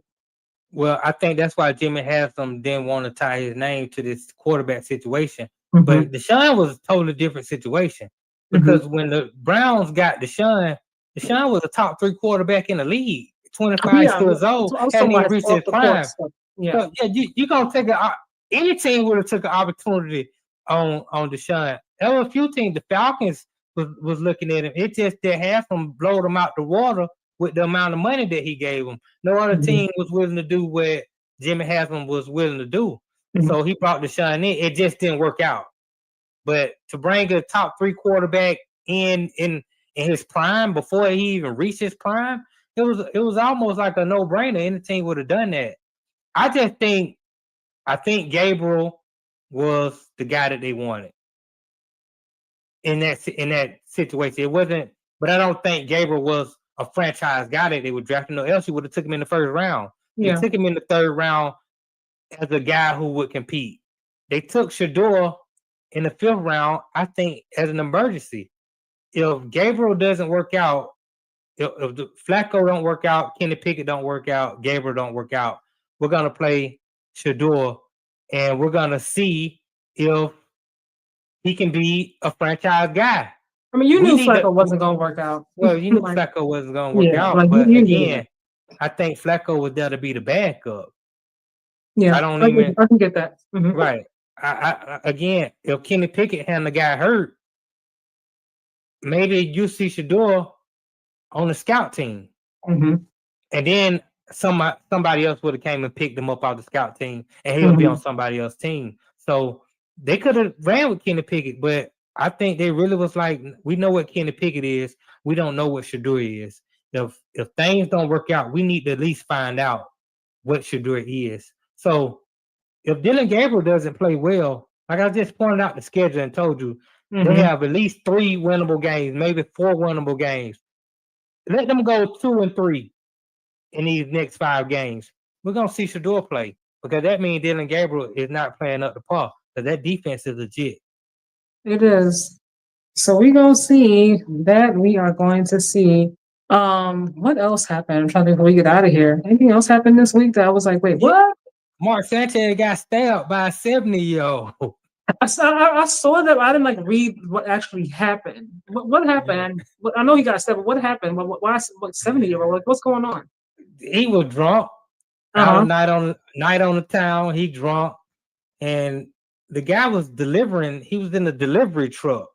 Okay. And Mark Sanchez got into an argument with him about a parking spot. Went in the truck and attacked this man. This man's 70 years old, 69 years old to be exact. And he's beating up on this guy, punching him and everything, beating up on him. And the guy pulled out the pepper spray, sprayed him up, and then he pulled out the blade Go ahead and drill them a few times. Get up off me. Mark Sanchez ended up getting rushed to the hospital, and then later they came and arrested him in the hospital. I saw today that they've upgraded his charges to felony battery. He's facing anything from 1 to 6 years in prison. Well, Like, this is what happens when the alcohol gets the best of you. Put the bottle down, Sanchez. Now you're known for two of the worst things in the history of celebrities: the butt fumble and being stabbed by a 70-year-old. Come on, bro. That's just embarrassing. yeah, and dangerous too, because you could have got killed. Yeah, could have got Especially killed. nowadays, you got to be careful. When you run up on folks, people, I think sometimes we assume somebody's older.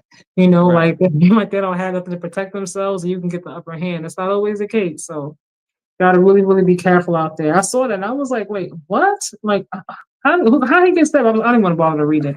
Yeah, Um, it's good you didn't bother reading it because the media tried to spin it so many ways mhm, before the truth finally came down.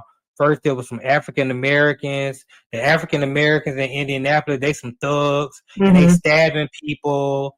Then you had some reports that said, "Oh, the governor comes out and say, oh, this is political. This mhm, is what happens when you let this party in control. You got these mhm. kind of stuff. Everything except for what happened." And so now the truth finally has come out, and we see that Mark Sanchez was just being belligerent, and he was drunk, and he lost control. Something I saw that really bothered me, and it still bothers me now, like whenever I look at LSU, is what happened with Kyron Lacey. Um, Yeah. Obviously we know that, he's no longer with us. But to me, like they're just I don't know how it gets fixed or if it ever will be fixed, but before you accuse somebody of something, like you really got to make sure you're doing your due diligence. I mean, because he ended up, doing what he did, and he's no longer here. And then come to find out, Right. you said he was the cause of the accident, but his car's back, so he couldn't have been. I'm Right. just like, so who's gonna be thrown in jail? Because this is unacceptable. Like it really, really is for that to have been out there. That, like, how the media is, like, they see something Hmm. and they all harp on it and they keep telling the story, and it just goes and goes and goes and goes, and it becomes a lot. It's a lot. It was too much for him, and now Right. you find out months later after everything. I'm like, his life is gone, and like he should really be in the NFL right now. Yeah, it's unfortunate. And this is a thing that we all have to have. It's important that we have somebody to advocate for us when we can't advocate for ourselves. Because if he didn't have someone advocating for him, he has a great lawyer who I'm Mhm. glad that stuck behind him and did the detective work and found out the truth. When you don't have people advocating for you, they just go along with whatever is put Mhm. out there. And a lot of times, whatever is put out there is not the truth. Yeah. Because then nobody do want to take the time to do the homework or do the research that was necessary to find out the truth. So this is a very unfortunate situation. It should have never happened. And man, I just hope that there can be some sort of resolution so his family can heal, I from this mean, situation. for me But as a mother, I'm not even sure. Like, even if someone got thrown in jail, they would, put behind bars for the next 10 years, whatever. Like, I'm just as a mother, I'm not even sure like if that would even begin to I don't know to help you heal. it does. Because of what happened and how it happened. Ultimately, you tell me that you accused him of this so much so and harassed him online that he took him he took him his own life, and then now you're telling me that you made a mistake and you just what you are gonna apologize and what I should take that and be okay with it. It, and I'm not a mother. I'm a father, but I'm not a mother. And I could just imagine because I've known mothers who have lost their children in some sort of act of violence or in some Well, sort of accident. And man, it's hard. It's no matter if you find the person that is the culprit of the crime or that caused the accident, it doesn't make it any easier. yeah. Losing a child is probably the hardest thing to go through. as a human being. So I just, I really do pray for his family and his mother, and hope that they are able to heal at some point. It could take forever. Yeah. There's no time limit on how long somebody has to grieve. It just I hope that they can find some sort of solace, some sort of peace, and move forward. I know I know we're in a different time, but I just wish we had a little bit more compassion in this world and journalistic integrity.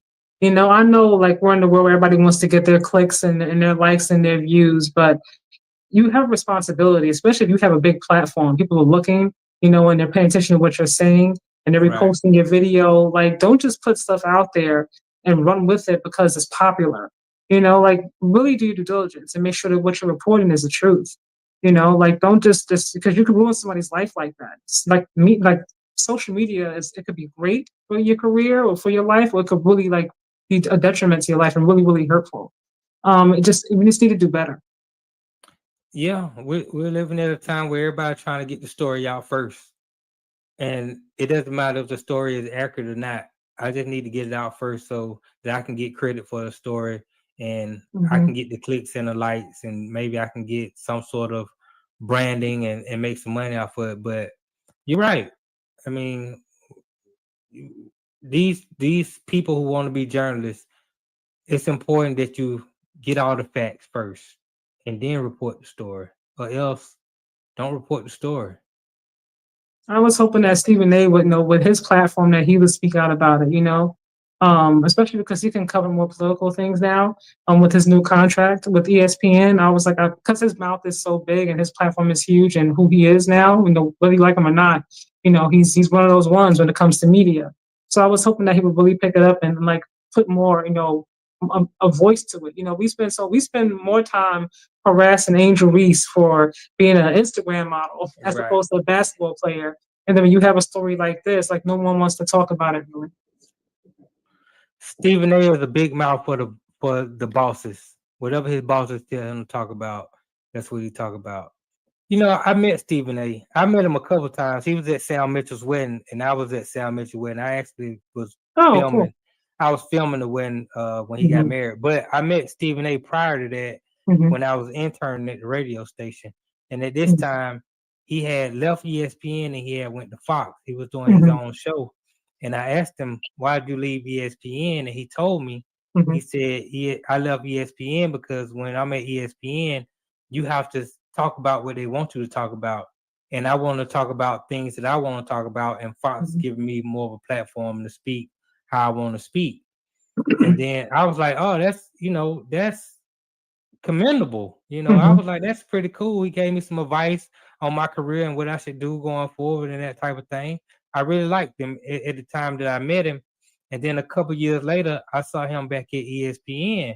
He took a bigger salary to go back to ESPN, and then he went back to saying what they want him to say. And I kind of lost all respect for him at that moment. Now, I can't judge him because the man got to feed his family how he feed his family. But I also understand that Stephen A has to talk how the bosses want him to talk. He has to talk about what they want him to talk about, and he has to spin it the way they want him to spin it. So it's hard for me to listen to somebody who's sold their integrity to the powers that be. What about the Stephen A. Smith show that comes on YouTube? I think it's Monday, Wednesday, Thursday, something like that. Monday, Wednesday, Friday, something like that. And then now he also has his show on Sirius XM, where he also gets to cover a lot more of the things that he wants to cover. Right. So even if you can't do it on First Take, like you can cover it on one of these platforms, And it's not just him. I just use him as an example. I know Nightcap spoke about it, which was cool. The Speak Easy did, but no, Emmanuel Archo and Shady, they spoke about it as well. But there should be more of a voice to it because things like that, like to me, like the media I know media, like Dylan said, the entertainers, like I get it, but you got to be careful, you got to be careful with your voice, what you're saying, what you're putting out there. Correct. It's easier to speak about it once you're totally independent, once you're totally out of the way of the big networks. So yeah, Acho and Sham, they got fired. They're not with Fox anymore. They're doing their own thing. Yeah. You know, Shannon Sharp, he got fired. He's no longer with ESPN. He's really doing his own thing. Now you can be free to say a little bit more things than you would if you were still with the network, because even when you got your own platform and you still with the network, they're still watching you and what you say. Yeah. So sometimes you got to be out underneath that thumb in order to really have the voice that we want you to have. And so shout out to the sponsors that help them put their shows on. Mhm. I mean, hopefully you don't have to sell out to your sponsors. They allow you to be who you want to be and really get the truth out there. You know, one day you're gonna have a big sponsor for your show. And hopefully when you get the big sponsor for your show, you can still be Katja. And you can still come with a new hairdo every different show. That's important to me. You know, my son, you know, he's in this day and age with social media and whatnot. And he's like, you should go ahead and talk about Caitlyn and talk about this. I'm like, Papa, I'm not going to do that. Like, I'm not going to just rag on Caitlyn because she's the white girl and I'm black. I'm like, I'm not going to do that. Like, if I don't have anything bad to say, I'm not going to just say it for the sake of getting 10,000 like views. Like, that's just not me. You know, but he's like, oh, you're missing out. You're gonna get more views that way. You know, like that's what. But I get what he's saying because people do it. You know, Right. this whole Yeah. channel is devoted to just trashing Angel or trashing Caitlyn. You know, but that's not what I'm about. So I'm like, I'm not gonna do that. I feel you. I mean, there's enough stories to talk about, and even if Caitlyn and Angel are always going to be a story, they're always going to be a topic for a plethora of different reasons, whether they're winning, whether they're getting injured, whether they said something in the media. So there's always going to be an opportunity to speak your truth. And believe me, whatever your truth is about whatever subject, there's going to be other people talking about it as well, but your viewpoint is going to be yours.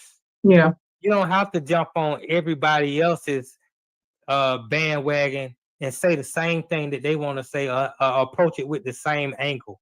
Approach it with your own unique angle, and I think that'll get you more looks and likes, because people are not, they're tired of seeing the same thing all the time. If I heard it over here and I heard it over here, then people say that, but some of these channels, like I follow, because I'm gonna always agree with Jason Whitlock. Like I think he gets on my last freaking nerve. yeah, I can't You stand it. know, but one thing, he got his audience though. You know, Yes. and they go. If you go to the comments, sometimes I'm like, you actually believe like what he's saying? Like, are y'all serious? You know, there's an audience for it, you know, and he knows his audience very well. You That's know, my point. so, That's my you point. know. There's an audience for everybody. You can just be yourself, and you're Yep. gonna have an audience for how you like to spill the information. I just realized you didn't add your channel. I'm looking like, wait, you didn't. I know, man. I was I'm like, just man, this is realizing some that. bull, man. I'm supposed to hit that when it started. I think I can put you as a collaborator though, and maybe I don't know if you can post it that way later. I'm not sure. Maybe we'll see. I'll try that. I found a way to do it. Oh, okay. Yeah. All right, you guys. This was a good one. I enjoyed the conversation, you guys. We are heading into another week in the NFL. Basketball is getting ready to come back. I'm excited. My Warriors made some moves. My Warriors finally made some moves. I'm excited. They're not going nowhere. They are going. They are going. They have stepped. They'll be fine. You just watch and see. When playoffs roll around, remember what I said right now before it even started. You like Katja was right. I'm just trying to tell you, basketball is my baby. Like I can tell you, but I will say this. I love that, you know, more than the NFL. But okay, then you know the Warriors ain't gonna do that. Okay. Yeah, they are. Who's your team? Do you have a team, like an actual team, or just certain players? I root for certain players. Usually, I've been pulling for whoever Russell Westbrook. You said Russell, yeah, you told me that. But he ain't on no team right now, so I'm like, oh man, look like I might still ride with the Joker. But the Atlanta Hawks are looking, you know, like a decent team. But I just don't ride with them like that. Yeah, so really, made me mad. I don't like how he came in pat. I'm out. I'm a free agent right now in basketball. I ain't gonna even lie to you. I'm a free agent. But I do like the Joker. I think Denver has a really good team, and they're gonna have a chance to win it all this year because they deep. They deep. Yeah. But tomorrow, have you heard about this? Tomorrow at noon, LeBron is all in the press conference, he calls it the decision 2. And Oh some no, people I didn't hear expect about. is going to announce his retirement tomorrow. So, man, Wow, that's big news. That's something that I'm gonna stay tuned to. And at 12 noon, you said, right? at 12 noon, LeBron All is right. supposed to have a big decision to make. I hope he doesn't retire. Maybe he retires now. Maybe sets his retirement for next year. Maybe he said this is my last Last year. season, yeah. But I'm interested to see what this decision is. If I Because had to guess, I'm gonna think like this would be like my last season. I can't see him retiring. Like with the way it ended, I think he'll give himself like just a competitor in him. I think he'll give himself at least one more season. I think, but don't quote me. man, I think he got to get one more season. Yeah, you gotta have to Bronny is done for. Bronny is I'm terrible. done. I'm done. And if Look, he retires, then they gonna why I'm gonna keep Bronny if you retire, we gonna get rid of Bronny too then. Like if you want your son to stay on this roster and have an opportunity, then we need you to stay here and go ahead and get the little money that we're getting you for this year. Retire next year, we'll have a chance to develop Bronny, and maybe he has a better shot. But right now, that kid, he doesn't belong in the NBA court. I honestly wonder, like, when LeBron does officially retire, like, what happens with Bronny's career? It's I over. really do. I'm telling you what's happening. It's over. I'm not gonna put He that can't out there play. for the young man. He's not good. I don't see like him being his dad. Obviously, I don't see him being like a Steph, but I think he can give you like some quality minutes off the bench. No, he can't You give you no know? quality minutes on the bench. He's terrible. Oh gosh. All right. Have you seen him play this preseason? I heard about it. Oh yeah, it's awful. I've heard about it. He's actually regressed. Really? Yes, Okay. he's worse than he was last year. Well, sometimes you start off rough. It's not how you start, it's how you finish. I'm gonna put positive vibes out there. Put some positive vibes out there for him in the universe. I knew that was something I liked about you. When I'm at my worst, I'm gonna hit you up, man. Give me some positive words of affirmation, please. You got to, especially in this world, in this life. It can get dark sometimes. So Right. you really gotta try to find a positive in situations. One thing I will say is that his dad can use his connections and everything else to get him as much help training that he needs. So I do get at least nice role player right now, but ultimately in the end, like, who knows? We'll see. God has the final say for him and Shador. That's correct. Shador is better than Bronny by far. I wouldn't even put that. That's an embarrassment to Shador to put him in the same breath as Bronny. Hold on. Adam, what's up, Adam? Adam said, I don't care what anyone says. The Browns need to start Shador if they lose the next game or it's season over. Well, I mean, if Adam says that, then Adam believes that if Shador comes in and play quarterback, that he can turn the Cleveland Browns whole season around and they can go on a winning streak and they can make the playoffs and he's going to be the franchise guy. So if you're under that mindset, then I won't disagree with you. Oh, gosh. But you put all them stipulations on it.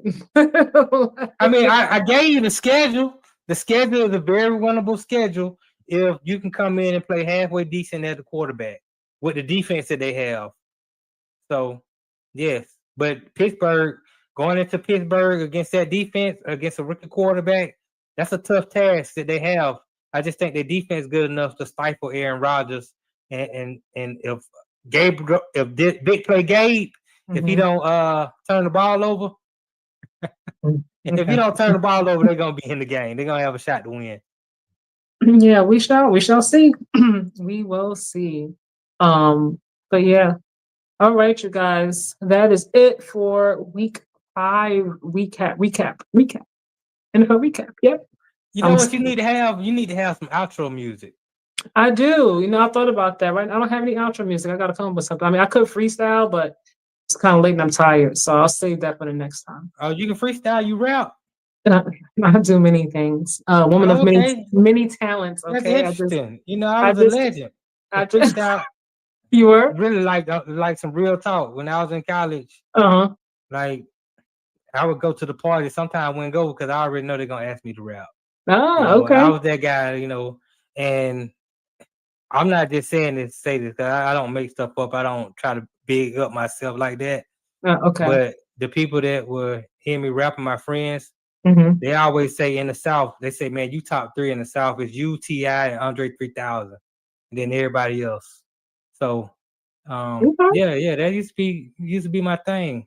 Freestyle rapping. I had a couple songs that I used to go to the studio and do that didn't ever Okay. come out. Oh gosh. Okay. I got it. It's unreleased music, but it's there. Right. And I got my guitar. My guitar is right over here in the corner. You play the guitar? I practice the guitar. Oh, okay. Correction. Okay. Oh man, you guys, this is an interesting one. You find out Right. so many things on these lives, you guys. You never know what's gonna come up. So make sure you tune in. If you're not subscribed to my channel here, Just Simply Sports with Katja, please hit the subscribe button. If you're not subscribed to Notty's channel at One Man Cave, make sure you go ahead and subscribe to his channel as well, you guys. We've been doing this a few Mondays now, so you guys should be aware of this by now. Right. All right. But yeah, mark my words, the Warriors are gonna be in there, right? You guys heard it today, is October 7th, 2025, 1:38 a.m. Timestamp it right now. Our Warriors, they're gonna be in there, y'all. All right, they're gonna be in there. Well, And I listen.